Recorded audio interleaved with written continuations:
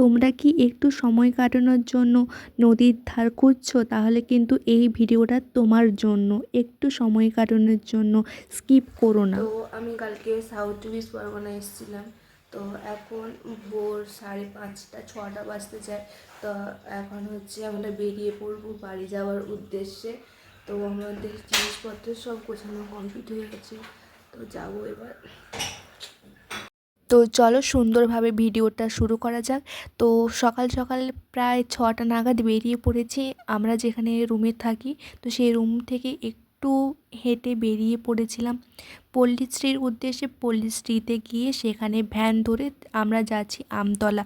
আমতলাতে গিয়ে কিন্তু আবার ম্যাজিক গাড়ি ধরতে হবে বা তোমরা অটোও ধরতে পারো। তাই আমাদের যেটা সুবিধার জন্য আমরা ম্যাজিক গাড়ি ধরে নিয়েছিলাম, কারণ ম্যাজিক গাড়ি ধরলে রাস্তা চেঞ্জ করতে হয় না। রাস্তায় ঘন ঘন 3বার অটো চেঞ্জ করে যেতে হয়। সেই ঝামেলাটা দূর করার জন্য কিন্তু আমরা চলে যাচ্ছিলাম ম্যাজিক গাড়িতে করে। কারণ ম্যাজিক গাড়ি ভাড়াটাও কম পড়ে। যখন তোমরা কেটে কেটে যাবে না, তখন ভাড়াটা অনেকটা পড়ে যায়।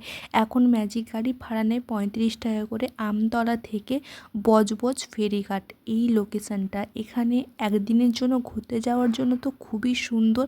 তো আমার বাড়ি যেহেতু মেদিনীপুরে, তাই জন্য আমি আমি আসলাম আমার মায়ের কাছে। তো এই লোকেশানটা আমার খুব ফেভারিট। অনেক দিন ধরে, অনেক বছর ধরে এখানে যাওয়া আসা করি।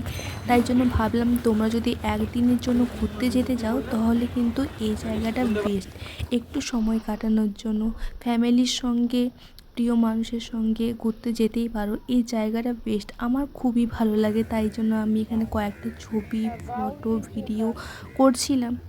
তো কেমন লাগলো জানাতে একদম ভুলো না।